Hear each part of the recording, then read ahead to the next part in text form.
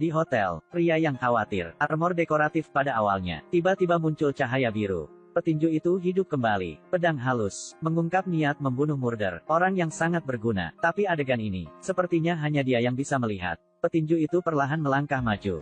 Pria itu mencoba melarikan diri, tapi dimanapun dia berlari, petinju juga mengikuti gambar dengan bola. Ketika saya melihat itu belum berakhir, kemudian nyonya datang lagi, berani menggertak karyawan saya, bahkan tidak memeriksa siapa pemiliknya. Pada awalnya, kekuatan bertarungnya sangat kuat. Sesaat lemah seperti cewek, lambaikan tanganmu dengan lembut, tiba-tiba berubah menjadi abu.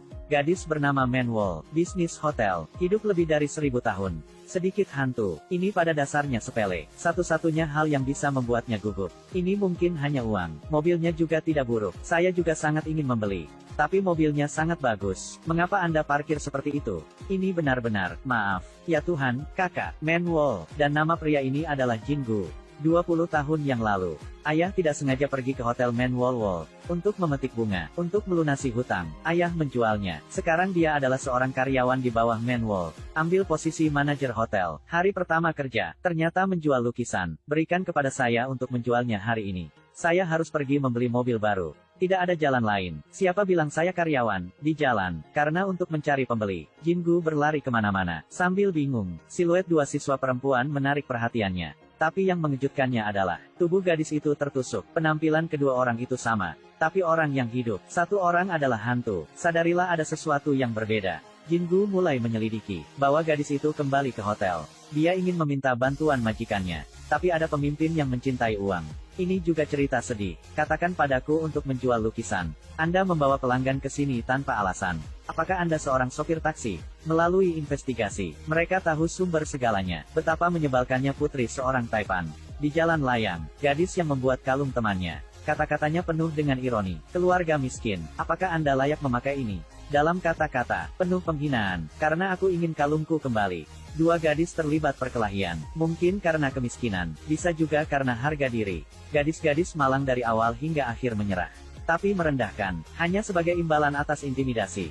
Dorongan yang kuat, gadis dari jembatan layang, jatuh, mati di tempat, tapi gadis kaya itu tidak melaporkannya ke polisi. Masih memegang erat di tangan. Rantai, cepat pulang, gadis berbaring di tempat tidur. Sekarang kalung itu ada di tanganku. Panaskan lagi, tiba-tiba setetes darah segar jatuh. Di atap, gadis yang sudah mati itu menatapnya. Gadis itu jatuh ke tanah, tapi sekarang berbaring di tempat tidur. Ini dia lagi. Dua orang dengan empat mata saling memandang. Tubuh gadis kaya menjadi transparan. Tubuhnya dibawa pergi. Hal-hal yang menjadi miliknya, sekarang telah menjadi milik gadis malang itu. Untuk menemukan tubuhku lagi, gadis kaya datang ke Jingu. Dan Jingu datang ke Manwol lagi. Manwol adalah pencinta uang. Mendengar bahwa rumah gadis itu adalah Taipan. Mata yang mencintai uang, tidak bisa menyembunyikannya dimanapun. Meskipun itu spekulasi, tapi aku ingin bertanya padamu. Apakah Anda di sini untuk uang? Rumah ini bukan rumah uang biasa, Tin. Ini adalah rumah dengan banyak uang. Tapi sekarang, gadis malang yang mengambil mayat itu telah kembali. Lihat kalian berdua, gadis yang tahu, mereka ingin datang untuk merebut kembali tubuh ini. Bisu, langsung kabur, Jingu juga mengejar. Dan Manwol, uang adalah masalah besar. Nego harga, dia akan memiliki cara untuk mengatasi ini. Beritahu orang tua gadis itu. Tapi di pihak Jingu, setelah mengetahui semuanya, dia menyesalinya. Saya membantu gadis kaya mendapatkan kembali tubuhnya. Apakah itu benar? Gadis malang itu dibunuh olehnya. Sekarang ambil alih tubuhnya. Mungkin itu pembalasan. Aku juga ingin hidup, bahkan di masyarakat bawah. Jingu berhati lembut. Dia ingin membantunya. Tapi saat itu, kalung, penukar jiwa, diperdagangkan oleh Manwol. Jingu dengan kosong berdiri di tempat. Dia agak kecewa. Untuk kebaikanku yang tidak masuk akal, gadis malang hanya bisa diganggu. Sisi lain dari mansion, kalung itu terbakar dalam api. Tapi waktu berlalu, tidak terjadi apa-apa. Sebaliknya, jiwa seorang gadis kaya mulai memudar. Dia berteriak keras, tapi orang tuaku ada di sisiku. Bagaimana Anda bisa mendengar suara jiwa? Manwol hanya bisa membuat rencana lain. Memecahkan masalah gadis itu. Uang juga sempurna. Hidup lebih dari 1000 tahun sepertimu. Tidakkah kamu membedakan antara yang baik dan yang jahat? Cermin halus, mencerminkan wajah tersenyum Manwol. Dia menghasilkan uang. Sangat senang. Tak lama malam pun tiba. Jingu tidak sengaja pergi ke halaman. Lihat pohonnya, desahan seru. Jika bukan karena itu, saya sendiri tidak akan dibawa ke sini.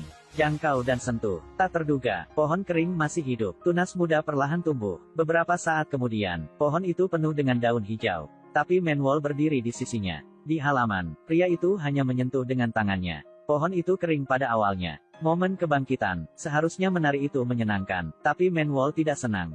Dia tinggal di hotel selama lebih dari 1000 tahun.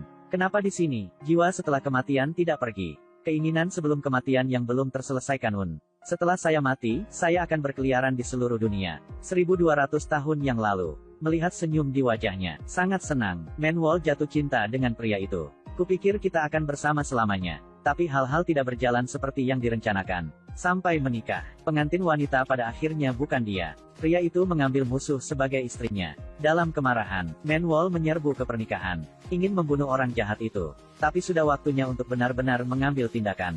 Dia ragu lagi.